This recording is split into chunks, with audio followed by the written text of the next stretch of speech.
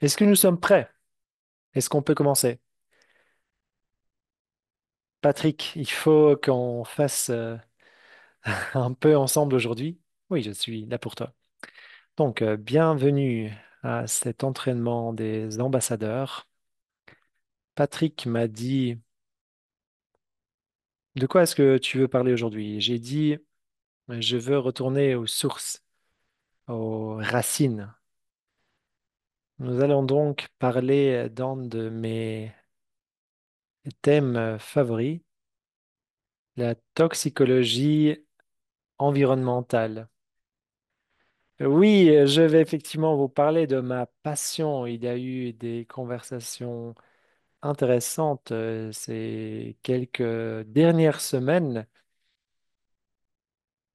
On parle de plus en plus des éolites, de la détoxification, des parasites, toutes ces choses. Je veux donc vous donner des faits parce que ce sera une thématique de plus en plus importante et je pense qu'il est important d'en parler et de ne pas taire ces sujets. Il y a certains points clés que vous devez comprendre. Pourquoi nous faisons ce que nous faisons, pourquoi Christina fait ce qu'elle fait et pourquoi nous parlons des zéolites. Est-ce que vous me voyez tous? Parce que je vois que Patrick. Lorsque nous parlons de ces zéolites, entre guillemets, soyons sûrs de savoir de quoi nous parlons. Commençons donc par les zéolites. Lorsque quelqu'un utilise ce mot zéolite, ils disent en essence bois. Et si vous construisez quelque chose et vous construisez votre maison avec du bois, vous allez sans doute poser la question, quel genre de bois? Est-ce que c'est du cerisier, du peuplier? euh, Est-ce que c'est quelque chose de très résistant, en bois qui est conçu pour un certain but? Il ne faut donc pas être vague d'un point de vue des explications. Et malheureusement, à cause de l'impact d'un cristal spécifique sur la population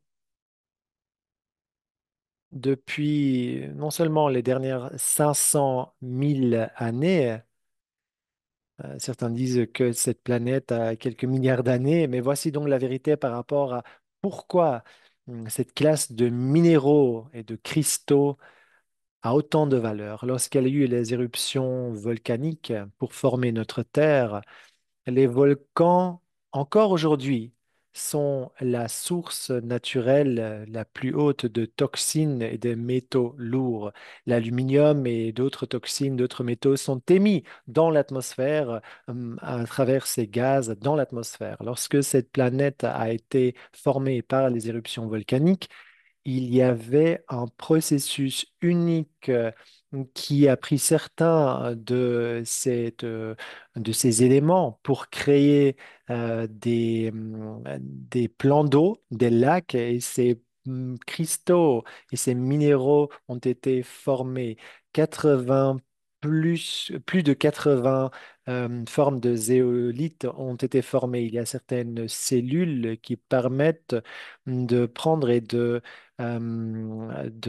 prendre et de traiter certaines toxines.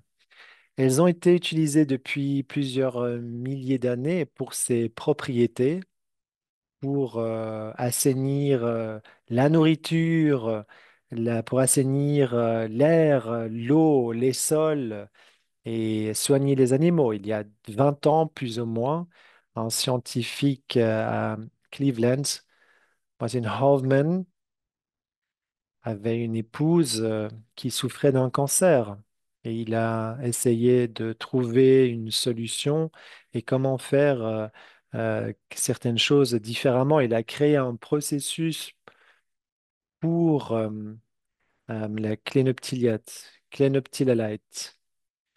Clénoptylite, c'est le cristal le plus particulier de cette classe des zéolites. Est-ce que tu peux juste approfondir un peu par rapport à ces zéolithes? Y a-t-il des positifs et des négatifs dans cette famille? Parce que beaucoup de personnes ne savent pas s'il y a des zéolithes,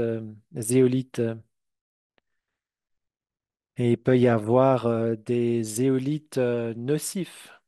Oui, il y a le clénoptylite qui est notre préféré. Vous avez le bentonite qui est assez connu parce qu'on peut le trouver par exemple dans ces boues qu'on se met sur les visages. Vous avez l'asbeste.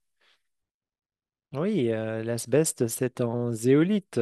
C'était utilisé pour couvrir des maisons parce que ça peut en fait euh, re- repousser l'eau. Et lorsque vous avez des poussières qui sont créées, vous pouvez en fait inhaler ceci et ceci peuvent donc créer des problèmes dans vos poumons.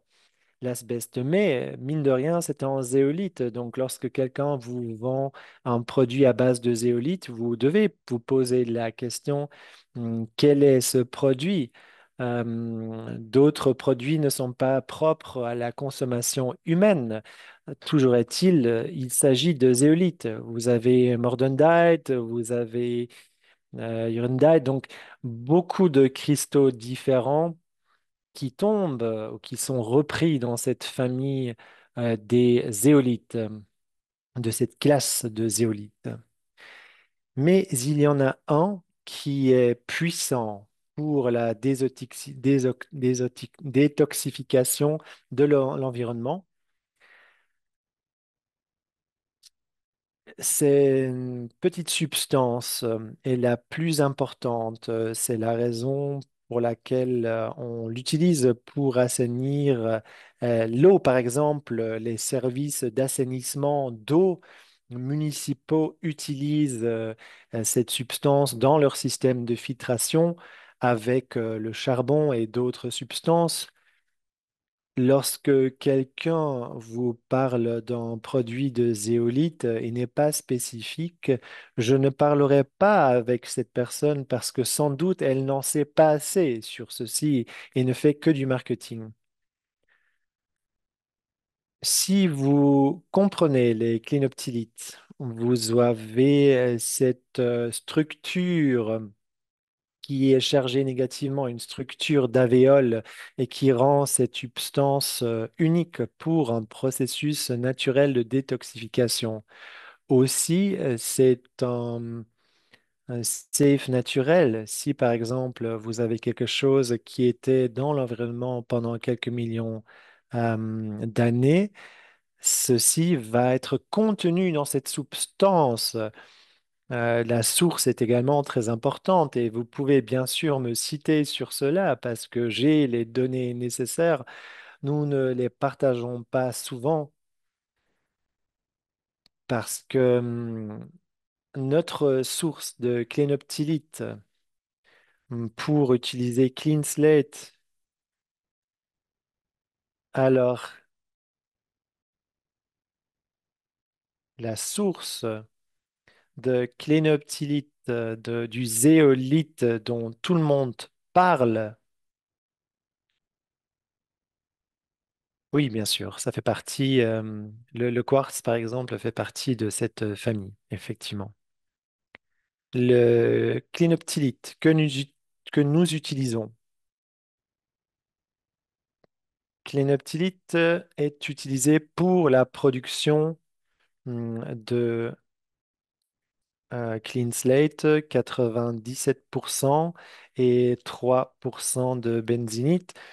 Mais bien sûr, il faut encore le manufacturer. La partie importante ici avec la clénoptylite, il s'agit d'un sodium aluminium silicate, un silice donc, un silicate qui est vraiment la composante clé dans ceci. Bien sûr, nous allons rentrer un peu dans la chimie. La silice et le quota avec l'aluminium dans cette famille est le plus important parce que plus vous avez de silice dans une structure, plus elle peut retenir et attirer des toxines environnementaux. Et l'aspect d'échange est important aussi. Vous avez comme une capacité d'absorption à l'extérieur et à l'intérieur. Ça fonctionne donc à plusieurs niveaux. S'il y a des ions qui sont des deux côtés, il y aura un changement. Des ions ne sera changé pour l'autre, échangé pour l'autre.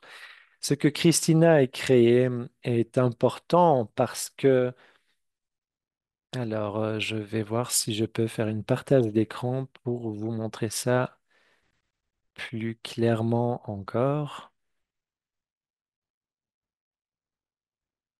Alors, vous pouvez regarder sur le site de d'IRC Brevet. Voici. Alors, ici, vous avez la page de drc.com pour les brevets que vous devriez toujours utiliser comme source scientifique officielle. Ici, vous voyez que la clinoptilolite est utilisée.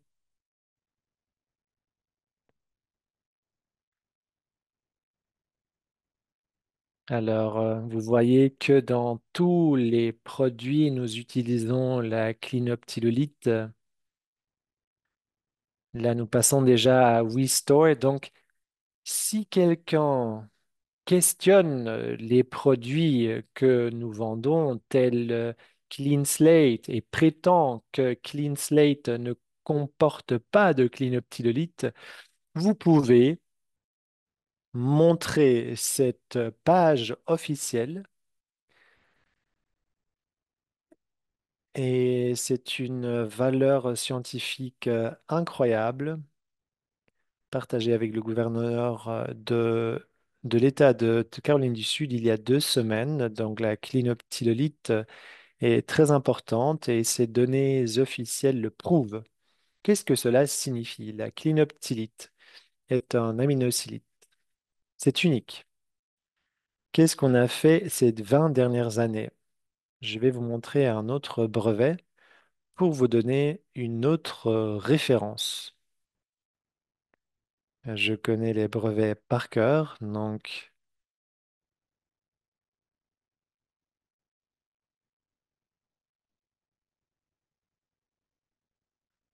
j'ai beaucoup travaillé avec Harvey lorsque j'ai débuté.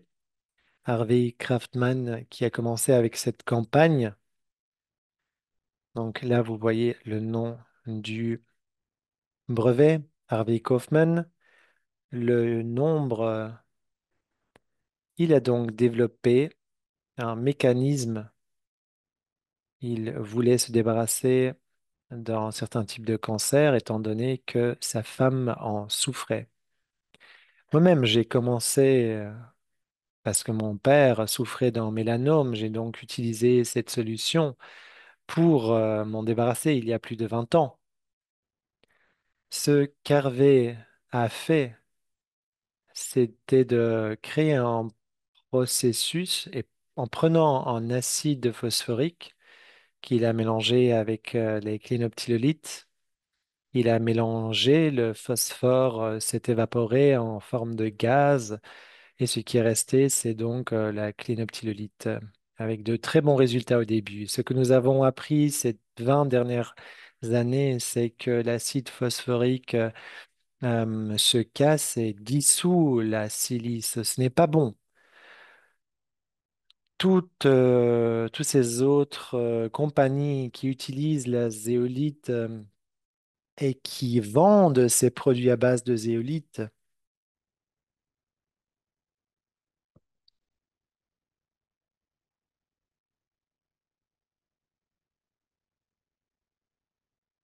Non, je ne vais peut-être pas rentrer en détail et je ne vais pas vous donner les informations.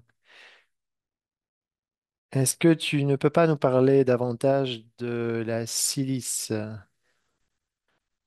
Oui, ces brevets que Christina a mis au point permettent le silice biodisponible de pénétrer le corps avec Clean Slate et d'autres ingrédients. Vous allez voir toutes ces silices. Pourquoi? Parce que la clinoptilolite est un sodium d'aluminium silice, 66,5% de silice. C'est sa structure moléculaire de cette zéolite, de cette source que nous utilisons. 66,7% de silice. Et ici, ça, par rapport à l'aluminium, est très importante dans la structure. Lorsque vous utilisez des acides phosphoriques, vous allez dissoudre pas mal cette silice, ce qui enlèvera la capacité de ce cristal à enlever les toxines. La clé ici est donc que veut dire, que signifie le silice biodisponible? Tout ce que nous faisons, nous sommes en ordinateur biologique. C'est là où cela devient intéressant, notre aspect spirituel et physique avec... ça explique où nous nous trouvons aujourd'hui. Nous avons la chance d'être les leaders en biotechnologie avec Savan qui a créé et formulé tout avec quoi nous travaillons. Elle a introduit il y a une décennie cela et on a beaucoup parlé de cette thématique et de ces ingrédients et elle était experte déjà à l'époque de l'utilisation de ces cristaux. Du silice biodisponible est la clé pour notre corps et pour se régénérer, se réactiver et devenir ce dont il est capable. La planète sur laquelle nous vivons, c'est 70% d'eau, il y a du silice et un mélange d'autres composantes. Le Silicon Valley en Californie porte ce nom à cause des microchips qui sont produits dans cette région, dus au silice qui provient de la région. Ça, c'est la clé. Donc, vous avez ces cristaux. Et toutes les autres compagnies utilisent un zéolite, mais qui utilisent aussi un acide phosphorique, c'est-à-dire qu'ils dissolvent la partie clé. Si vous avez ce silicium et que vous enlevez ce silicium, il vous reste que de l'aluminium. Mais ce n'est pas ce qu'on veut. Ce n'est pas une très bonne idée, effectivement. Mais lorsque vous êtes capable d'utiliser, créer un produit qui n'utilise pas ces acides, mais avec le fracking ou le choc thermique pour fracturer par exemple aussi des rochers, au lieu de faire ça sur une échelle comme ceci, vous en faites quelque chose de beaucoup plus important et vous pouvez nettoyer les clinoptilolites. Et ces alvéoles, en fait, sont ouvertes sans endommager ceci. En faisant cela, si nous fracturons ces cristaux dans le processus que nous utilisons, par définition, grâce à ce processus, c'est un,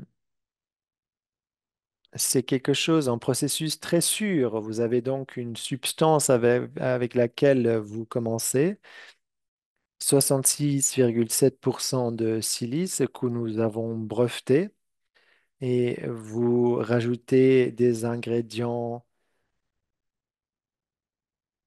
purs et vous obtenez donc ces 66,7%. Nous avons le silicoxyde, même si c'est fait avec un nouveau processus pour obtenir ce produit biodisponible et ça nous donne Clean Slate et donc beaucoup de brevets, l'oxyde silique Et si vous faites la lecture, vous allez voir que le dérivé pour faire clean slate vient de clean up tillolite. Est-ce que tout le monde comprend jusqu'ici? Alors, le silice, pourquoi en avons besoin si nous-mêmes sommes formés de silice? Alors, nous ne pouvons pas le manger car nos plantes, à cause du chaos de l'agriculture, ce n'est plus dans notre alimentation. Aujourd'hui, les personnes vieillissent beaucoup plus rapidement. Votre peau, là maintenant, moi-même par exemple, j'ai plus de 50 ans et je suis encore tout à fait sexy. Donc voilà. Vous devez fonctionner avec des suppléments, des compléments alimentaires. Cody, qu'est-ce que tu fais? Tu ne peux pas aboyer. Pourquoi tu aboies? Qu'est-ce qui se passe? Merci. Alors, non, non, tu ne vas pas aboyer. Donc, le silice, c'est vraiment la pièce clé lorsque nous regardons la synthèse de collagène. Il y a du collagène un peu partout dans les produits, mais lorsque vous regardez les compléments de collagène, il y avait de l'oxyde silique qui est la version bon marché en fait. Mais le silice biodisponible est important pour travailler main dans la main avec le collagène, pour processer et pour utiliser cela dans les tissus du corps. Si le silice biodisponible que vous avez dans Clean Slate, utilisé pour les microchips qui sont dans vos téléphones et vos ordinateurs, c'est pour ça que chaque nouveau téléphone a besoin du processeur le plus puissant, le plus rapide.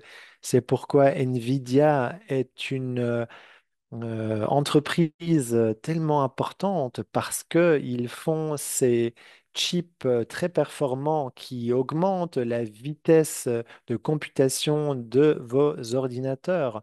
Et qu'est-ce que cela peut faire dans votre ordinateur biologique?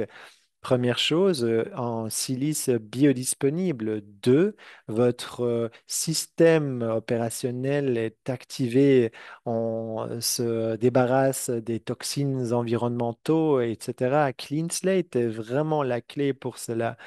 Pourquoi je le dis, et vous pouvez bien sûr me citer sur cela. 45 ans, j'ai travaillé sur ces thématiques. J'ai donc vu ces 20 dernières années avec la clean-up Tillolite,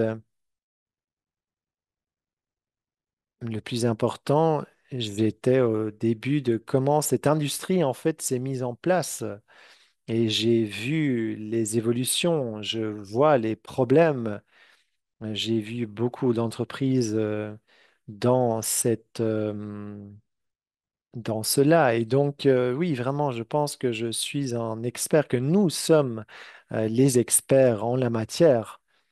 Sachez-le, Clean Slate est le numéro un, mais Clean Slate n'est pas la seule chose dont vous avez besoin. Et ça a été un problème dans notre communauté parce que tout le monde se focalise sur cette seule chose, mais il faut un fondement. Et Clean Slate est véritablement le fondement de tout. Restore, Zero In et We Live Greens sont, fonctionnent main dans la main pour complémenter ce fondement, quelque chose que toute personne devrait utiliser pour un début. Je veux vous donner un outil qui sera disponible. Une des premières choses sur laquelle j'ai travaillé quand je me suis intéressé pour la toxicologie environnementale il y a 20 ans. Alors, l'organisation L'Organisation de santé mondiale donne beaucoup d'informations sur la santé, mais bon, je pense que c'est assez doutable. douteux plutôt aujourd'hui, mais ils veulent contrôler pas mal de l'humanité.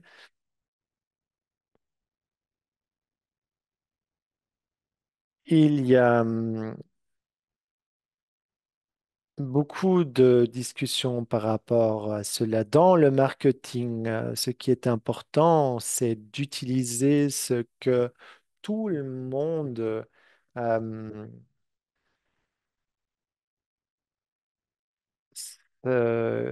qui intéresse les personnes. Et lorsque quelque chose est critiqué, vous pouvez l'utiliser contre eux. Donc, je vais vous montrer ces prochaines minutes que vous pouvez utiliser cela dans tous vos contenus, vos conversations pour rendre votre vie beaucoup plus simple. Cette année, une année avant ma naissance, donc en 1976, l'Organisation mondiale de la santé a publié cet article avec plus de 100 pages, un programme international sur la sûreté chimique et le mercure. Et il prend une place importante. Et c'était donc cet article qui m'a donné le fondement pour toutes mes études ultérieures et les recherches que j'ai faites dans ce domaine. Cet article est une méta-analyse donc des années 1960-1970.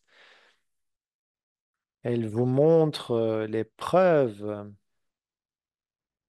de l'organisation que même ceux avec qui vous n'êtes pas d'accord vont dire qu'ils ont raison. Vous avez donc les Nations Unies publie cet article en 1976 et qui montre à quel point cette substance est nocive. Je ne vais pas aller en détail, j'ai juste souligné certains points et vous pouvez l'utiliser bien sûr, mais les parties que j'ai soulignées y sont. Le mercure est extrêmement toxique.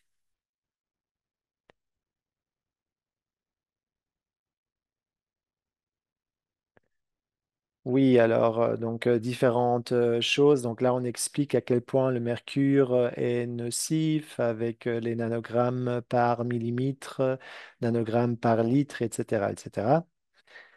Beaucoup d'informations, mais qui ne sont pas très importantes et surtout que vous pouvez aussi relire dans le document la génétique, les neurotoxines, les carcinogènes, etc., etc.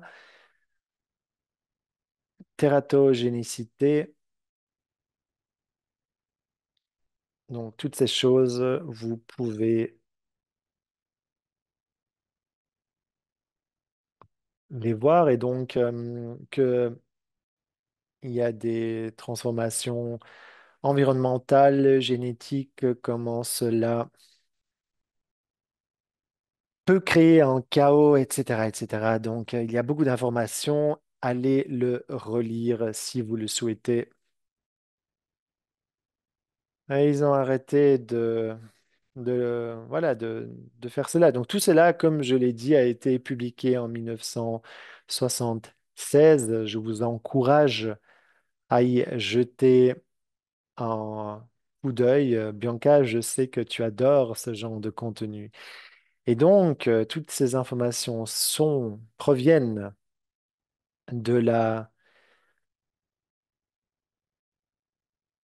toutes, 80% des maladies sont causées par cette substance, selon ce rapport.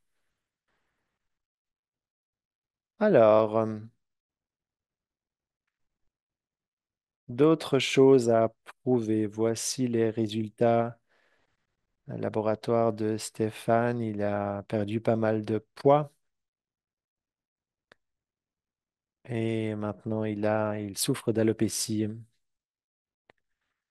Lorsque je lui ai parlé la première fois, je lui ai dit que tu es rempli de mercure. Allez, on va faire un test en lui parlant, en regardant son historique médical. Il mange beaucoup de protéines vu qu'il fait beaucoup de sport. Et donc, il a commencé à manger beaucoup de thon. Je lui ai dit, sans doute, tu manges beaucoup de toxines avec ce thon. Il y a 15 ans, il y a eu Fukushima au Japon. Lorsque Fukushima a eu lieu, il y a eu beaucoup de, d'éléments radioactifs dans l'océan et nous le savons. Le thon est haut en mercure. C'est un poisson prédateur. Il mange du plancton. Ici, vous pouvez voir que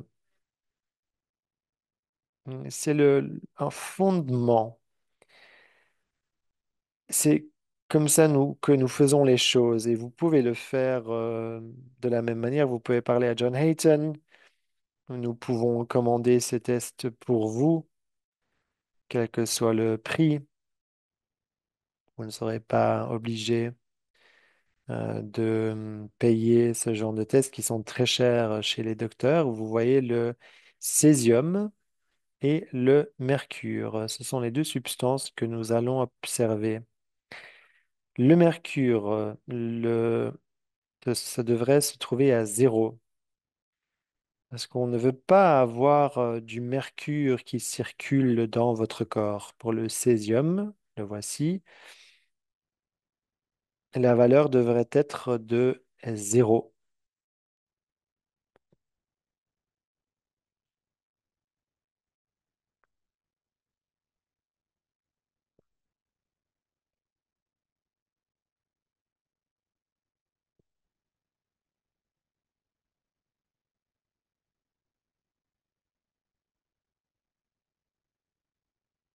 Alors, ces chiffres sont avant d'avoir pris quoi que ce soit pour enlever les toxines.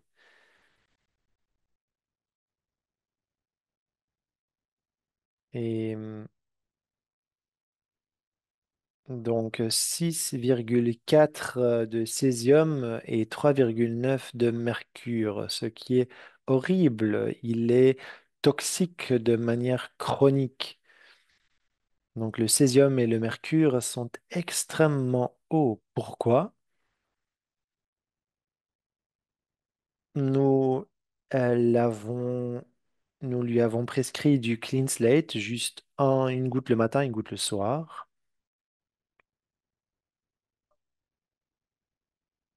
Donc, il a commencé à prendre clean slate pour quelques mois. Une goutte le matin, une goutte le soir. Il a commencé à boire beaucoup plus d'eau parce qu'il était très déshydraté. Et nous avons fait un test quelque temps plus tard. Donc là, vous voyez d'où il est parti. Et après un test, en mars, nous sommes passés de 6,4 et 3,9. Il a donc commencé à prendre Clean Slate. De janvier, du 27 janvier, où nous avons effectué ce premier test, au 26 mars, donc 2 mois. Une goutte le matin, une goutte le soir. Il a fait pour quelques semaines. Il a augmenté successivement sa dose pour arriver à 10 gouttes par jour. Ce que vous pouvez voir ici, c'est que le césium est tombé à 2,5 et le mercure à 0,6. L'arsenic était très élevé, lui aussi.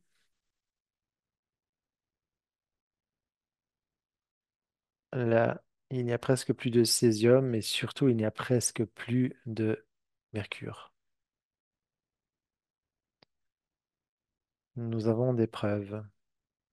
Qui n'en a pas? Tous les autres. Alors,